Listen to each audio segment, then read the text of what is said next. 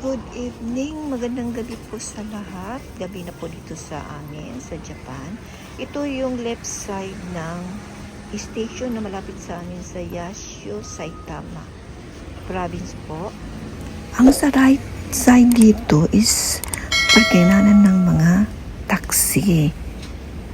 Ito naman bus station, sa gitna naman yung pasukan ng mga train. Ayan, malawak po dito sa left side dahil nandito po yung mga restaurant, offices, dance studio sa third floor, second floor naman.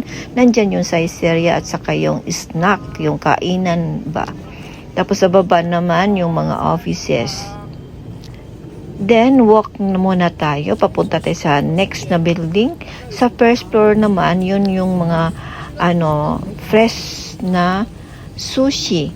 Sa second floor po tayo, nandun po yung grill. Yan yung may kanji na yan sa second floor. Yan po yung chicken grill. At saka yung may kakanin din. Ngayon, papasok na po tayo dito sa pinto na to para sa elevator. 2,000 years later. Ito, papasok na tayo dito sa may restaurant izakaya. Dito. Ayan, nakaupo na po tayo at nagsimula na pong mag-o-order ng kakanin. Yung chicken grill, ayan. Nakikita nyo yung kaharap namin. Diyan yung mga parkingan ng mga bus. Sa gitna, nakita nyo yung train, papunta yan sa Tokyo or sa kabila din. Mayroon din dalawang train yan. Pasok at labas yung mga tao. Nakita nyo doon. At dyan sa baba, dyan kami kanina nagpo-walking. Ganyan po kaganda pag kumakain po kami dito sa may second floor na restaurant. At saka mura lang din.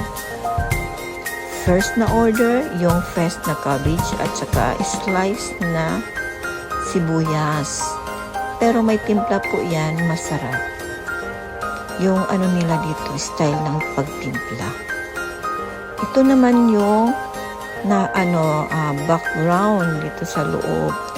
Hindi kasi siya weekend, kaya bakante po yung mga upuan. Katatapos lang namin ng work, diretso po kami dito kasi nagugutom po yung amo natin.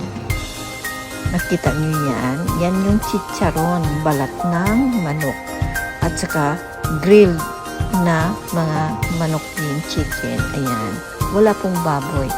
Nakikita niyo yan, kaunti lang yung niya apoy. Pero naluluto po yung kanin na may halong gulay at saka manok din. Yan ang nagustuhan ko yan yung kanin dito kasi sobrang sarap. Pabyo po tayo guys sa pagkain. Nagugutom na kaya inumpisahan na.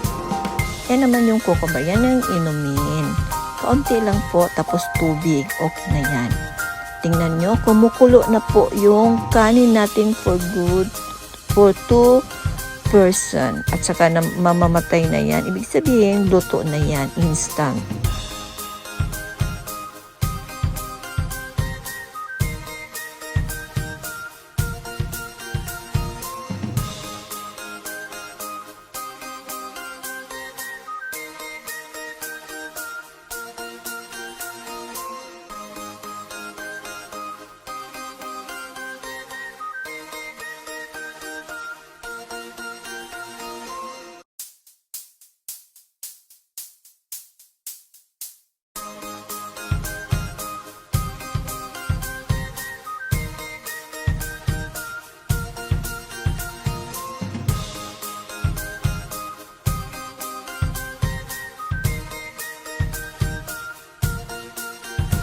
Ayan naman si host, may katabing matakaw. Tingnan niyo naman.